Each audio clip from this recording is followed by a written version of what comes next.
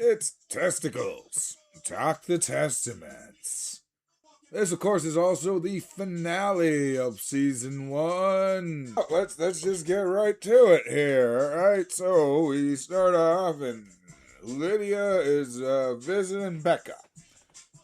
Alright, and she's still pretty, soft-hearted for her. Like, what the hell, man? Why you guys... You know, why she got her on cups? Why the fuck is she in there? Blah, blah, blah. And then we are treated to see the prison matron. I just found that character interesting. I mean, just to skip ahead, we do see her again in the episode, but only very vaguely.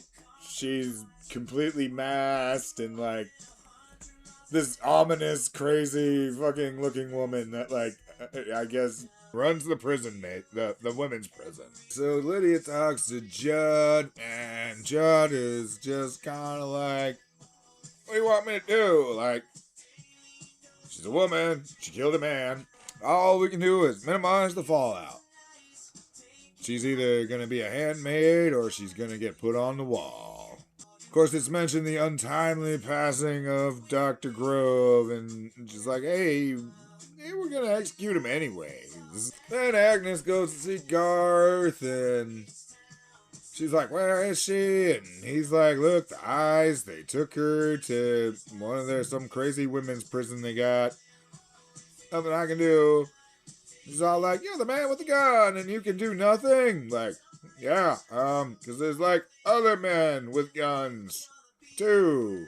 And they get to, they like to do stuff too. The aunt comes out and Garth is hugging Agnes, comforting her, not in any creepy sexual way, but just like a normal person would.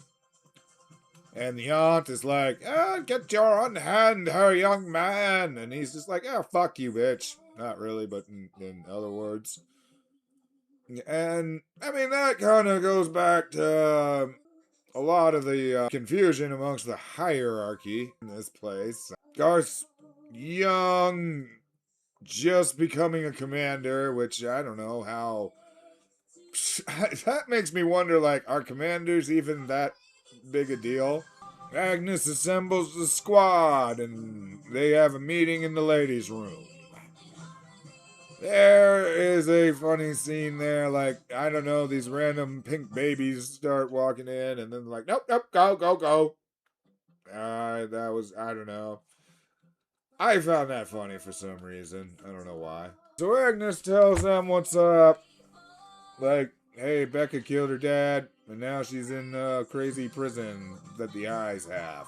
So first Agnes tries and gets help from Vidala. And I mean, again, she's like, hey, the fuck? What do you expect? She killed her dad. Not a whole lot you can do about that. But Agnes is like, hey, what the hell? You're always talking about, we're supposed to seek vengeance. And her dad was molesting the little girls. Her friends. We talk about vengeance a lot here. Seems to be a real big deal. Big old deal. Next up, Daisy tells tells Garth, hey, I'm done with this bullshit. I'm gonna help these girls and do something. And Garth is just like, yeah, no, that's a pretty terrible fucking idea. Next up, we got Weston talking to Agnes.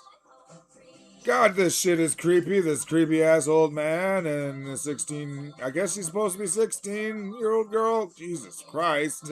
What are you gonna talk about? But he's like, hey, we're gonna be wives, so your concerns are mine. What do you want me to do? So Agnes tells, Weston, hey, she killed that guy to protect me, your future wife. Okay? He touched me too.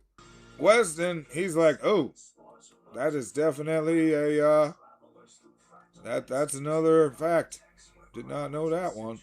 Alright, so Weston says he'll do whatever he can. We get Garth going the Mayday radio with a message from June saying we're gonna take care of our loose cannon tonight. Daisey's getting smuggled out. Seems pretty easy, but let's just not worry so much about that. They smuggle Daisey out, and she comes face to face with June Osborne.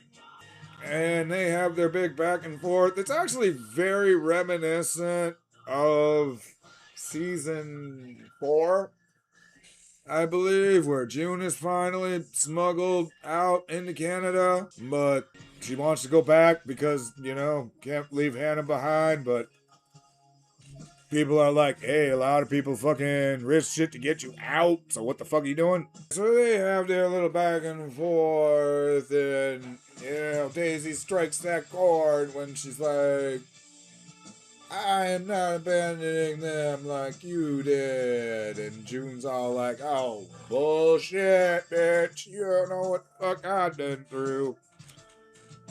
But in the end, Daisey sends back.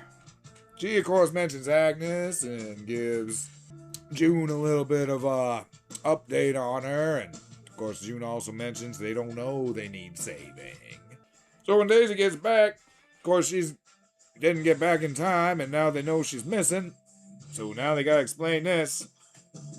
So Lydia meets with Daisey, and she's all like, hey, I feel responsible for what the hell's going on with Rebecca. I'm the one who outed her dad. And she's like, hey, what you gonna do to help? In the meantime, Weston arranges for house arrest for Rebecca. So she's home with her mom for, the time being. And Weston's like, straight up, this is just temporary. It ain't long. So enjoy it. So Lydia and Vidala meet with Becca. And they cook up this nice little scheme. They's like, oh, Becca, you'll be just fine. Because your mom is gonna take the fall for this.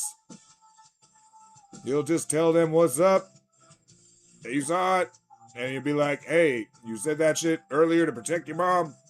It was your mom that stabbed you, Dad. It's mentioned several times in this episode a mother will do anything for their child. Seems to be the thing. In the meantime, Weston breaks off the marriage, and oh boy, Commander Mackenzie is furious. And, I mean, not scary furious, but kind of wiener furious. Like, oh, that old coot. Or something like that. I forget what exactly he says. He calls him like some old-fashioned fucking insult. It's like, I don't know what the hell this is even. Ugh, I don't even know what that means. It's really weird, because I don't know, like, compared to how he was in The Handmaid's Tale, this doesn't really make sense or add up. I think they're just taking advantage of the fact that Commander Mackenzie wasn't really in The Handmaid's Tale that much. But the problem is, because he was in it so little, like, that's why it's so memorable, the things that he did. So, because, I mean, there's at, like, one point, this show is good. Well, not good about this. This isn't good. This is one of its bad parts. It tends to allude to things that never pay off. That was, of course, one of the problems with Commander Mackenzie. Like I said, he says, like, at one point, he's like, it's time we deal with June Osborne. I think that's literally the last time we see him in The Handmaid's Tale. But he seemed much more aggressive and much more important. In the Testaments, he doesn't. It's hard to tell where the men's hierarchy is. This show has always had issues with the hierarchy and explaining it. It's one of my biggest critiques of it, actually, is like the men act like women. I've explained this numerous times. There's no clear hierarchy, and I mean, yeah, that's no different here. I mean, I get they're maybe they are in charge of different things, but like, for example, between Judd and Weston, I don't know who outranks who on that one. I know who's supposed to in the book, the Testaments, but that don't mean nothing here. And then, of course, Agnes's mom's freaking out because of the broken off. And I mean, it's funny. The mom, whom I'm also like, did they just switch her out? Because in The Handmaid's Tale, it seemed like the mom was the caring one. And the dad was the asshole, like you would think. But now the evil stepmother is here. And she is just a bitch, alright? And she's just she's stress cleaning. Like she's got the like she's scrubbing the floor, and she's got the crazy drink that I'm gonna assume is alcohol, which it kind of goes off of shit that goes against shit that was said in The Handmaid's Tale, but I guess time has passed and maybe they're allowed to drink alcohol now. I don't fucking know. Apparently they are, or maybe she's just drunk off fucking soda. I don't know. She's got a drink, and she appears intoxicated, and she's all like, "You dumb bitch. How the fuck do you scare him away?" And Becca and Agnes, they get a little kiss. Going back to what Becca said, I believe in the second or third episode. You know, I love Agnes differently than whatever, or she won't love me the way I do her, or something like that. Yeah. Yeah, we get a little bit more of that Easter egg. They get a little kiss. Then she marries Garth, who carries her over the threshold, and who doesn't seem the least bit interested in having sex with her. So I'm pretty sure Garth is gay. I mean, this doesn't confirm it or anything, but yeah, this looked like, you know, a gay dude being forced to marry a woman. And she's just lying there like, yeah, we gonna, yeah. And he's just like, yeah, and lights out. In the meantime, Daisy mentions June to Agnes. Points out, yeah, that's your mom. I met her. And Agnes is like, you mean the Terras? So back there, June gets a message from Daisy, letting June know she is staying here in Gilead, and she's gonna start an army of teenage girls, and they're gonna destroy Gilead from within.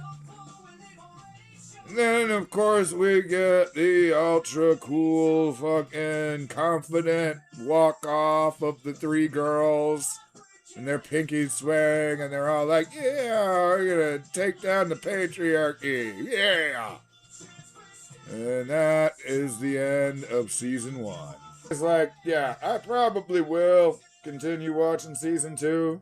I'm very glad that they're not doing the same crazy shock value with kids that like they did in The Handmaid's Tale, so I'm real glad for that. And we'll just probably keep watching. That just about is gonna do it for Testicles Talk The Testaments for this season, most likely. Unless I come up with something else I want to complain about, but I mean, that's very likely to happen.